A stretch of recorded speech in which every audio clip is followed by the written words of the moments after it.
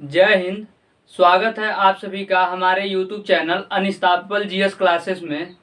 आज के इस वीडियो में हम लोग समझेंगे रक्त का स्कंदन, यानी कि जब कभी भी हाथ कट जाता है तो खून उस पर किस तरीके से जमता है, इसके बारे में हम लोग आज समझेंगे। और जो लोग कल का वीडियो नहीं देखे हुए हैं, जिसमें हम रक्त के बारे में आपको बताए हुए हैं, खून के बारे में बताए हुए हैं, तो वो लोग उस वीडियो को देख लीजिएगा। और आज हम लोग समझेंगे रक्त के स्कंदन के बारे में, यानी कि ब्लड का क्लॉटिंग कैसे होता है। तो एक मोटिवेशन आपके लिए, मुश्किल नहीं कुछ दुनिया में, तू जरा हिम्मत तो रख, ख्वाब बदलेगा हकीकत में, तू जरा कोशिश तो कर।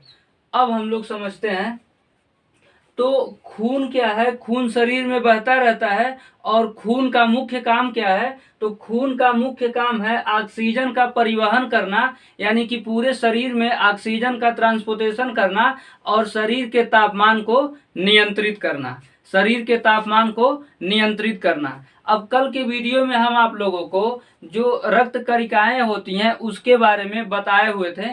तो रक्त कणिकाएं जो होती हैं वो 3 प्रकार की होती हैं, आरबीसी, डब्ल्यूबीसी और प्लेटलेट। जिसमें डब्ल्यूबीसी में कुछ टॉपिक बड़ा था तो उसको हम छोड़ दिए थे और आज उसको हम लोग यहाँ पे पहले समझ लेते हैं डब्ल्यूबीसी को। तो जो डब्ल्यूबीसी होती है, श्वेत रुधिर कणिकाएं जो होती हैं, ये मुख्य रूप से 2 प्रकार की होती हैं। एक को कहा जाता है ग्रेनुलोसाइट कहा जाता है और दूसरे को कहा जाता है एक ग्रेनुलोसाइट कहा जाता है दूसरे को। ये जो डब्ल्यूबीसी जो 2 प्रकार के होती है, वो डब्ल्यूबीसी की जो कोशिका होती है उनके कणों के आधार पे इसको 2 प्रकार से बांटा गया है। तो ये जो ग्रेनुलोसाइट है, ये मुख्य रूप से जो डब्ल्यूबीसी जो होती है वो मुख्य रूप से क्या करती है, तो शरीर के लिए एंटीबॉडी बनाती है, यानी कि रोग प्रतिरोधक क्षमता बनाती है। तो जो ये ग्रेनुलोसाइट है इसका उदाहरण है न्यूट्रोफिल। और न्यूट्रोफिल क्या करता है, तो शरीर में एंटीबॉडी बनाने का कार्य करता है और जितनी भी जो हानिकारक बैक्टीरिया होती हैं उनको मारने का काम कौन करता है, तो न्यूट्रोफिल करता है। न्यूट्रोफिल बैक्टीरिया वायरस को मारने का कार्य करता है। और ये जो एक ग्रेनुलोसाइट है ये भी 2 प्रकार की होती है, एक को लिम्फोसाइट कहा जाता है और एक को मोनोसाइट कहा जाता है। जो लिम्फोसाइट होता है ये भी एंटीबॉडी बनाने में कार्य करता है और ये जो मोनोसाइट है वो डब्ल्यूबीसी में उपस्थित जितने भी बैक्टीरिया होती हैं, वायरस होते हैं, उन सबको मारने का कार्य करता है।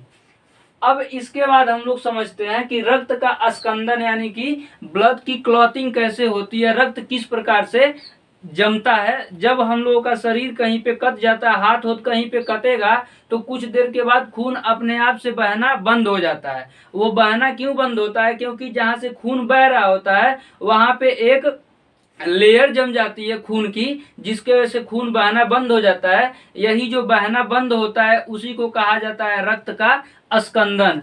अब रक्त की स्कंदन जो है एक बहुत ही कॉम्प्लेक्स प्रक्रिया होती है, बहुत ही जटिल प्रक्रिया होती है। वो किस प्रकार से होता है उसको हम लोग यहाँ पे समझेंगे।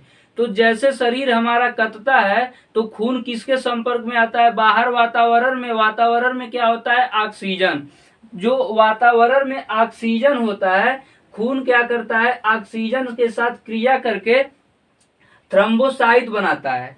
थ्रोम्बोसाइट बनाता है और थ्रोम्बोसाइट जो है ये फिर रक्त में उपस्थित प्रोटीन के साथ क्रिया करती है और बनाती है प्रोथ्रोम्बोप्लास्टिन बनाती है, प्रोथ्रोम्बोप्लास्टिन बनाती है। और ये जो प्रोथ्रोम्बोप्लास्टिन है ये कैल्शियम आयन की उपस्थिति में, किसके उपस्थिति में, कैल्शियम आयन की उपस्थिति में थ्रोम्बोप्लास्टिन में बदल जाता है। किस में बदलता है, तो थ्रोम्बोप्लास्टिन में बदल जाता है। और फिर पुनः ये जो थ्रोम्बोप्लास्टिन है ये कैल्शियम आयन और ट्रिप्टेज नाम की एंजाइम के साथ क्रिया करके, और ये जो प्रोथ्रोम्बिन है ये इस प्रोथ्रोम्बिन को, ये निष्क्रिय भाग में, ये निष्क्रिय रहता है, मतलब एक्टिव नहीं रहता है ये प्रोथ्रोम्बिन। तो ये जो थ्रोम्बोप्लास्टिन है और कैल्शियम आयन और ट्रिप्टेज नाम के एंजाइम है, ये दोनों मिलते हैं तो इसको क्या करते हैं, एक्टिव कर देते हैं। तो ये क्या होता है, सक्रिय थ्रोम्बिन में बदलता है। कौन, ये जो सक्रिय थ्रोम्बिन में बदल गया प्रोथ्रोम्बिन, अब ये सक्रिय थ्रम्बीन क्या करता है, सक्रिय फाइब्रिनोजन के साथ क्या करता है, क्रिया करता है, और क्रिया करने के बाद से बना लेता है फाइब्रिन। ये फाइब्रिन जो होती है ये एक जाल के समान होती है। फाइब्रिन कैसी होती है, तो एक जाल के समान होती है, जिसमें रक्त की जो कोशिकाएं होती हैं वो क्या होती हैं, तो फंस जाती हैं। और मुख्य रूप से आरबीसी जो होती है, खून में सबसे ज्यादा आरबीसी होती है, तो आरबीसी जो होती है वो फाइब्रिन नामक जाल में क्या होती है, फंस जाती है, जिसकी वजह से ब्लड क्या हो जाता है, तो थक्का के रूप में जम जाता है। अब हम लोग बात करें कि जो थक्का जमाने वाली मुख्य, थक्का किसके वजह से जम रहा है, तो फाइब्रिन की वजह से थक्का जम रहा है। फाइब्रिन की वजह से थक्का जम रहा है, यानी कि जिसके शरीर में फाइब्रिन की मात्रा ज्यादा बढ़ जाएगी तो शरीर में ही क्या होने लगेगा, जैसे थोड़े बहुत ऑक्सीजन से क्रिया करेगा वो थक्का खून जमने लग जाएगा। अब अगर ब्लड में हिपैरिन है, हिपैरिन अगर ब्लड में है तो क्या होगा कि जिसके ब्लड में हिपैरिन होता तो सबके में है, लेकिन जिसके ब्लड में ज्यादा हिपैरिन हो जाएगा उसका जब कहीं कटेगा तो उसमें थक्का ही नहीं बनने देगा। हिपैरिन क्या करता है, तो ब्लड को थक्का होने से रोकता है। ब्लड को थक्का बनने से रोकता कौन है, तो हिपेरिन रोकता है। अब आप लोग ये कहेंगे कि जब खून का टेस्ट करने के लिए खून को लैब में लेके जाया जाता है तो वो थक्का क्यों नहीं जमता है। तो जब खून को शरीर में से निकाल के, इंजेक्शन में से निकाल के और लैब में लेके जाते हैं तो लैब में क्या किया जाता है, खून में सोडियम या फिर पोटेशियम को पोटेशियम का जो ऑक्जिलेट होता है उसको मिला दिया जाता है, जो खून को क्या करता है, तो थक्का जमने से रोकता है। नहीं तो खून कहीं भी अगर बाहर हवा में आएगा तो वो थक्का के रूप में जमना शुरू हो जाएगा। तो लैब में खून को किस तरीके से रखा जाता है, जो सैंपल जो होता है उसको रक्त के साथ सोडियम या फिर पोटेशियम के ऑक्जिलेट के साथ मिला करके रखा जाता है। अब हम लोग देखें कि जो मनुष्य में रक्त वर्ग होता है वो कौन कौन सा रक्त वर्ग होता है।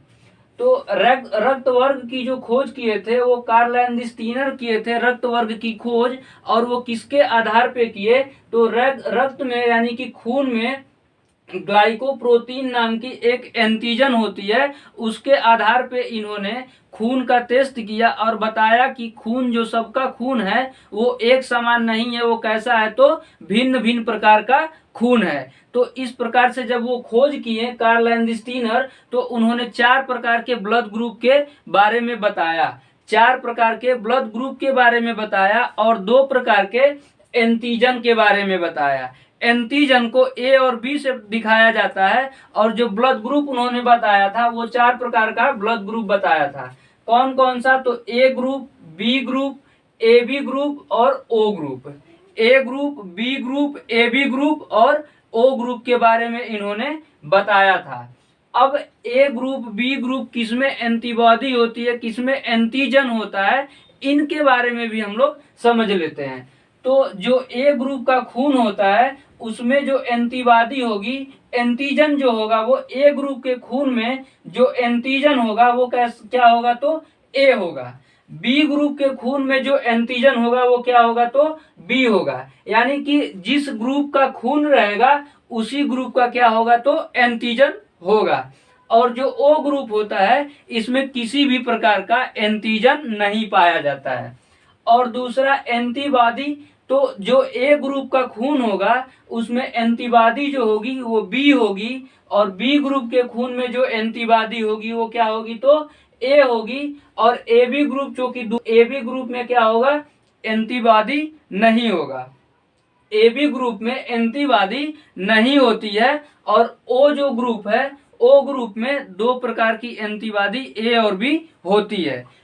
अब हम लोग अगले वीडियो में समझेंगे कि आरएच फैक्टर क्या होता है और कोई व्यक्ति दूसरे को खून कब दे सकता है और कब नहीं दे सकता है। अब हम लोग देख ले कि एंटीजन क्या होता है। तो एंटीजन जो होते हैं ये बाहरी तत्व का मतलब कोई वायरस हो सकता है, बैक्टीरिया हो सकता है, जीवाणु, कुछ भी हो सकता है जो शरीर के लिए क्या होते हैं, तो नुकसानदायक होते हैं। शरीर के लिए क्या होते हैं, तो नुकसानदायक होते हैं। ये जो वायरस है ये जैसे ही शरीर में प्रवेश करता है, वायरस को ही जैसे शरीर में प्रवेश करता है तो शरीर में उपस्थित एंटीबॉडी को मैसेज देता है कि तुम क्या, अब एंटीजन इसमें आ चुका है, यानी कि वायरस आ चुका है, अब इसको खत्म करने के लिए तुम एंटीबॉडी को बनाओ। तो एंटीजन क्या है, तो एंटीजन ये वायरस है और ये क्या कहता है शरीर को कि तुम एंटीबॉडी यानी कि रोग प्रतिरोधक जो तत्व हैं उनको तुम बनाओ। इसके बाद एंटीबॉडी क्या होती है, तो एंटीबॉडी जो होती है, ये जो बाहरी वायरस शरीर में घुसा हुआ है इसको मारने का कार्य कौन करती है, तो एंटीबॉडी करती है। और ये जो एंटीजन एंटीबॉडी ये सारा किसमें बन रहा है, तो WBC में बनता है, एंटीजन और एंटीबॉडी।